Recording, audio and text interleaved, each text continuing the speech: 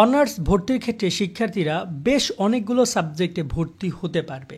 এক্ষেত্রে একটা প্রশ্ন আমাদেরকে অনেকে করছে, ভাই আমরা গ্রুপ পরিবর্তন করে আমি হয়তোবা দেখা যায় আমি বিজ্ঞানে পড়ছি, মানবিকে পড়ছি, আমি ব্যবসা প্রশাসন অনুষদে আমি বিবিএ করতে চাই, সেক্ষেত্রে আমি করতে পারবো কি না, আমি বিজ্ঞান বিভাগে যেতে পারবো কি না, আমি মানবিক বিভাগে যেতে পারবো কি না, কোন কোন সাবজেক্ট আমি কোথায় গিয়ে যেতে পারবো, সে বিষয় নিয়ে আমরা মূলত আজকে একটা কথা বলবো।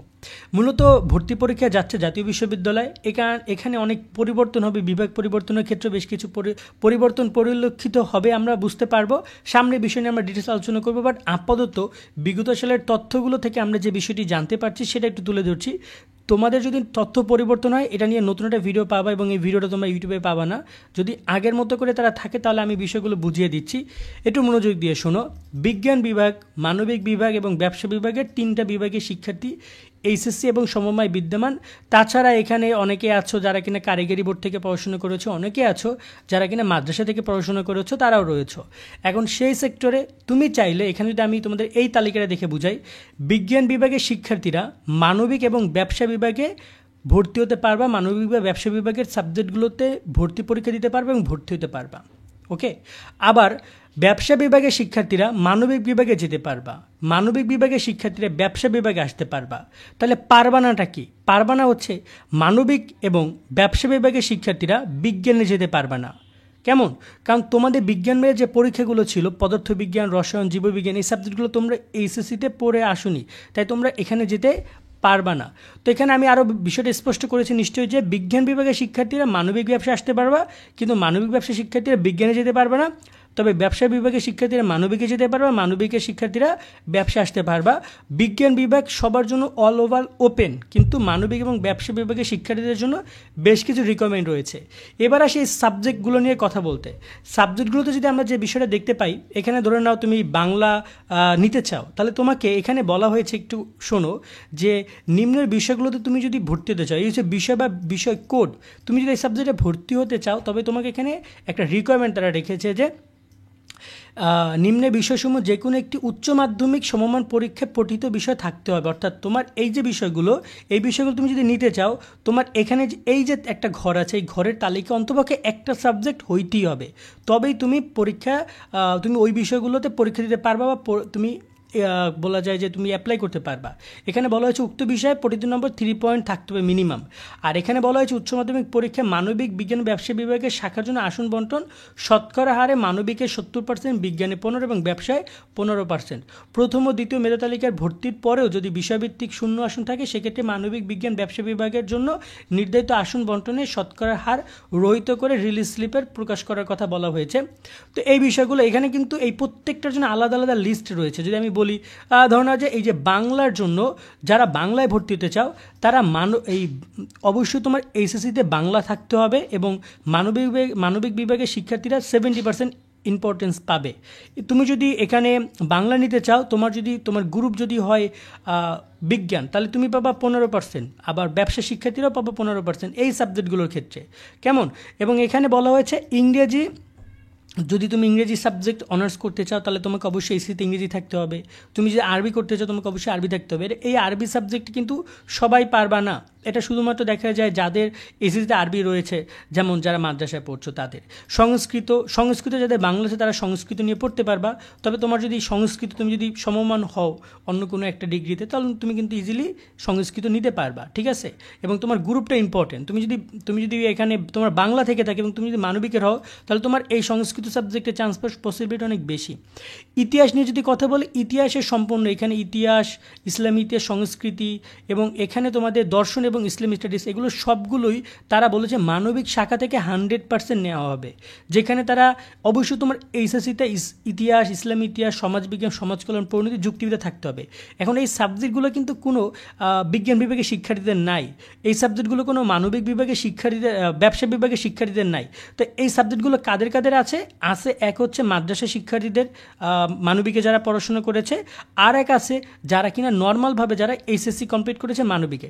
সেখানে সম্পূর্ণ এই সাবজেক্টগুলো তোমরা নর্মালি বিজ্ঞান এবং ব্যবসা শিক্ষার্থীরা নিতে পারবা না। কিন্তু এইখানে আবার যদি বলি রাষ্ট্রবিজ্ঞান, সমাজকর্ম, সমাজবিজ্ঞান, অর্থনীতি, এই সাবজেক্টগুলোর ক্ষেত্রে আবার বিজ্ঞান এবং ব্যবসা শাখার শিক্ষার্থীরা অ্যাপ্লাই করতে পারবা। কেননা অনেকেরই জীববিজ্ঞান এইচএসসিতে আছে, উচ্চতর গণিত ছিল, অনেকের এখানে ইতিহাস ছিল, যুক্তিবিদ্যা ছিল। যার যে সাবজেক্ট, যদি একটা সাবজেক্ট তুমি এইচএসসিতে এখানে পড়ে থাকো না কেন, তাহলে তুমি মানবিক শাখার থেকে 90% নিবে এখানে। এই শাখার ডিস্ট্রিবিউশনটা কলেজ নির্ধারণ করবে। তোমরা আবেদন করবা, কলেজ আগে 90% মানবিক থেকে নিবে, 5% নিবে ব্যবসা থেকে এবং 5% নিবে বিজ্ঞান থেকে। যদি মানবিক থেকে 90% না পড়ে তখন আবার এই সাবজেক্টগুলো থেকে তারা নিবে। সেক্ষেত্রে এই রিকোয়ারমেন্টগুলো ফুলফিল করতে হবে। এবং এখানে দেখতে পাচ্ছ যে কোন কোন মানে সাবজেক্টের জন্য কোন কোন সাবজেক্ট তোমার থাকতে হবে। ধরুন এই যে গ্রন্থকার, এখানে কিন্তু ব্যবসা বিভাগের শিক্ষার্থীরা হিসাব বিজ্ঞান রয়েছে, তুমি নিতে পারবা এই সাবজেক্টটা। বা তোমার এখানে রসায়ন আছে বিজ্ঞানের জন্য, এবং মানবিকের ইতিহাস অর্থনীতি তো রয়েছে, তো মানবিকের শিক্ষার্থীরা কিন্তু সবাই এখানে অ্যাপ্লাই করতে পারবে এবং গ্রন্থকার নিতে পারবা। আবার যদি আমি এখানে কথা বলি পদার্থবিজ্ঞান, এই পদার্থবিজ্ঞান, রসায়ন, প্রাণ রসায়ন, উদ্ভিদ বিজ্ঞান, এখানে সবগুলো কিন্তু এই যে পদার্থ রসায়ন, প্রাণ রসায়ন, অনুবিজ্ঞান, উদ্ভিদ বিজ্ঞান, প্রাণীবিজ্ঞান, মৃত্তিকা বিজ্ঞান, পরিসংখ্যান, গণিত, পরিবেশ বিজ্ঞান, এগুলো সব বিজ্ঞান শাখার জন্য 100%। এখানে কোনো মানবিক বিভাগের শিক্ষার্থীরা অ্যাপ্লাই করতে পারবে না। কেন পারবে না? কারণ তোমার এখানে যেগুলো বলেছে রসায়ন, জীববিজ্ঞান, মনোবিজ্ঞান, এইগুলো যে সাবজেক্টগুলো, এই সাবজেক্টগুলো তোমাদের কারোরই মানবিক বা ব্যবসা বিভাগের শিক্ষার্থীদের এইচএসসিতে ছিল না। ঠিক আছে, অনেকের ভূগোল থাকলেও এখানে পুরোপুরি রিকোয়ারমেন্ট তারা রেখেছে যে সবগুলো বিষয় থাকতে হবে, এখানে 100% বিজ্ঞান বিভাগ থেকে নিতে হবে। কিন্তু তোমরা এখানে যদি আসো, এখানে দেখো যে ভূগোল ও পরিবেশ বা মনোবিজ্ঞান, এই সাবজেক্ট তোমরা কিন্তু নিতে পারবা। যারা বিজ্ঞান, মানবিক, ব্যবসা সবাই নিতে পারবা। এই যে সবাই নিতে পারবা বলে দিছে। এবং তোমাকে অবশ্যই এখানে একটা সাবজেক্ট থাকতে হবে। যেমন অনেকের পরিণতি থাকছে, অনেকের ভূগোল থাকছে, অনেকের পরিসংখ্যান থাকছে, যে কোনো একটা সাবজেক্ট তোমাকে থাকতে হবে। এখানে তোমাকে মিনিমাম একটা সাবজেক্ট থাকতে হবে। তবে তুমি যেমন ব্যবসা বিভাগের শিক্ষার্থীদের ব্যবসায় সংগঠন, হিসাব বিজ্ঞান রয়েছে, এখানে তোমার জীববিজ্ঞান, পরিসংখ্যান, পদার্থবিজ্ঞান রয়েছে। সো সায়েন্স, আর্টস, কমার্স সবাই এই মনোবিজ্ঞান সাবজেক্টটা নিতে পারবা। আবার ব্যবসা বিভাগ যদি কথা বলি, এখানে মার্কেটিং, ফিনান্স, অ্যাকাউন্টিং, এক্ষেত্রে তোমাকে বলা হয়েছে এখানে সব বিভাগের শিক্ষার্থীরা নিতে পারবা। তবে ব্যবসা বিভাগের শিক্ষার্থীদেরকে স্পেশাল প্রাধান্য দেওয়া হবে। যেমন 90% ব্যবসা বিভাগ, 5% এবং 5% মানবিক বিজ্ঞান থেকে নেওয়া হবে। এবং এখানে হিসাব বিজ্ঞান, ফিনান্স, উৎপাদন ব্যবস্থাপনা, অর্থনীতি, পরিসংখ্যান, উচ্চগণিত থাকতে হবে। সো যাদের অর্থনীতি আছে, মানে মানবিকে অর্থনীতি ছিল, তারাই একমাত্র এই সাবজেক্টগুলো নিতে পারবা। কেমন? কিন্তু যাদের অর্থনীতি নাই তারা নিতে পারবা না। আবার যাদের উচ্চতর গণিত, পরিসংখ্যান ছিল, যে কোনো একটা সাবজেক্ট মানে তোমার এইচএসসিতে ছিল, তাহলে তুমি সেখান থেকে এই সাবজেক্টটা নিতে পারবা। যেমন আমার অনেক ফ্রেন্ড আছে যারা হায়ার ম্যাথ ছিল ওরা ওই একটা কারণে ওরা মার্কেটিং নিয়ে পড়াশোনা করতে পেরেছে আমাদের সাথে। আবার অনেকের অর্থনীতি ছিল কিন্তু ভূগোল ছিল, অর্থনীতি ছিল না, ওরা নিতে পারেনি। ওদেরকে পরবর্তীতে মানবিকের যে সাবজেক্টগুলো রয়েছে, যেগুলো আমরা প্রথম দিকে কথা বলছিলাম, সেগুলো নিতে হয়েছে। তো এই রিকোয়ারমেন্ট, গ্রুপ পরিবর্তনের ক্ষেত্রে এই রিকোয়ারমেন্ট রয়েছে এবং এক্সামের ক্ষেত্রে এই রিকোয়ারমেন্ট অনুযায়ী তোমরা এক্সাম দিবা।